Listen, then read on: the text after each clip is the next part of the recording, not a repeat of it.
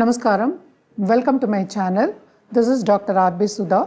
మనం ఇప్పుడు మాట్లాడబోయేది ఫిబ్రవరి 2024 నెల ఎలా ఉంటుందో ద్వాదశ రాశులకి మాట్లాడుకుందాం. దానికన్నా ముందు ఏంటంటే మనం ఎప్పుడు ట్రాన్సిట్స్ మాట్లాడుకుంటాం అంటే గోచారం మాట్లాడుకుంటాము. మనకి కుంభంలో శని ఉన్నారు, అలాగే మనకి మేషంలో ఏమో జూపిటర్ ఉన్నారు. మనకి మూమెంట్ ఏంటంటే మెర్కురీ బుధుడు, అలాగే సన్ మూమెంట్ అంటే మకరానికి వెళ్ళారు. మనకి తెలుసు జనవరిలోనే మకర సంక్రాంతి కూడా మనం చేసుకున్నాము. సో ఇవి రెండు మేజర్ ప్లానెట్స్ మనకి ఏంటి బుధుడును సన్ మూమెంటు ఈ మంత్లో ఉంది. అలాగే మార్స్ కంజక్షన్ ఏమో ఫిబ్రవరి 13th అవుతోంది ఇక్కడ మకరంలో, అంటే మార్స్ మూవ్ అవుతున్నాడు.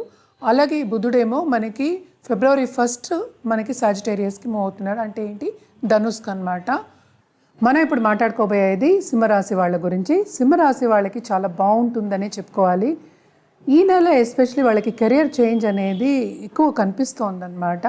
ఎందుకంటే మనం చూసామంటే 7th మనకి కుంభంలో మనకి శని ఉన్నారు, 8th ఏమో మనకి రాహు ఉన్నారు, అలాగే 9th మనకి జూపిటర్ గురు ఏమో స్ట్రాంగ్గా ఉన్నారు. అలాగే మనం చూసామంటే మిగతా ప్లానెట్స్ అన్ని మనకి సాజిటేరియస్ అంటే ఏంటంటే ధనుర్రాశిలోను మనకి మకర రాశిలోనూ ఉన్నారు. అలాగే ఏంటంటే సన్ గాడ్ ఏమో మనకి ఈ రాశికి అధిపతి అయిన ఆయన మూవ్ అవుతున్నారు అనమాట. ఇప్పటికి ప్రస్తుతం 6th ఉన్న మూవ్ అవుతున్నారు ఈ నెల. అలాగే మార్స్ మూమెంట్ కూడా ఉంది, మనకి బుధ మూమెంట్ కూడా ఉంది ఈ నెలే.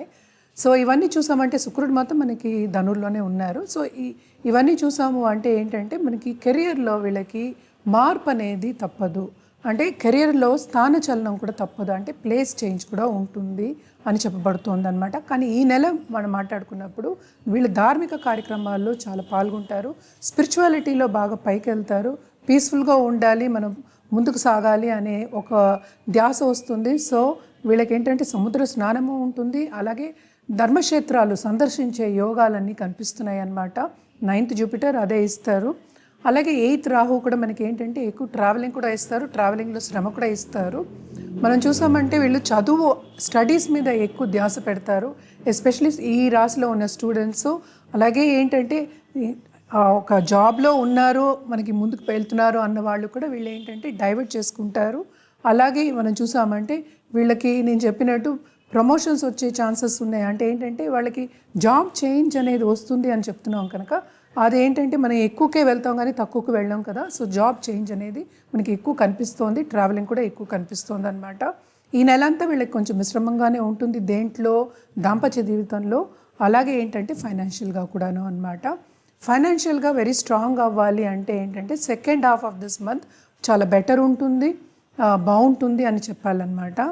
అండ్ బుధుడు కూడా మూవ్ అవుతున్నారు కనుక కొంచెం ప్రాబ్లమ్స్ ఉంటాయి ఫైనాన్షియల్గాను. సో ఫైనాన్షియల్ ప్లానింగ్ చేసుకోవడం అనేది వెరీ ఇంపార్టెంట్. అలాగే వీళ్ళు పర్సనల్ డెవలప్మెంట్ మీద ధ్యాస పెట్టడం అనేది చాలా చాలా మంచిది, ఎందుకంటే మన ప్లానెటరీ పొజిషన్స్ అన్నీ అలాగే కనిపిస్తున్నాయి. 7th శని ఉన్నారు కనుక మనకి ఏంటంటే మన పార్ట్నర్స్, మనకి బిజినెస్ పార్ట్నర్స్ కానీ, మన జీవితంలో పార్ట్నర్స్, దాంపత్య జీవితంలో పార్ట్నర్స్ కానీ, మన లైఫ్ పార్ట్నర్స్ కానీ వీళ్ళందరికీ చాలా బాగుంటుంది అనే చెప్పాలి, వాళ్ళు షైన్ అవుతారనే చెప్పాలి. అలాగే వీళ్ళకి ఏంటంటే ఒక ఖరీదైన వస్తువు అంటే ఏంటి పెద్ద గృహ నిర్మాణం కానీ, లేకపోతే కార్ కొనుక్కోవడం కానీ, మంచి గోల్డ్ కొనుక్కోవడం కానీ, మంచి వస్తువులు కొనుక్కోవడం కానీ, అంటే ఖరీదైన వస్తువులు కొనుక్కునే ఛాన్సెస్ ఈ నెల కనిపిస్తున్నాయి అన్నమాట. అలాగే స్టూడెంట్స్ కూడా చాలా బాగా పైకి వస్తారు, వాళ్ళకి ట్రావెలింగ్ కూడా ఉంటుంది.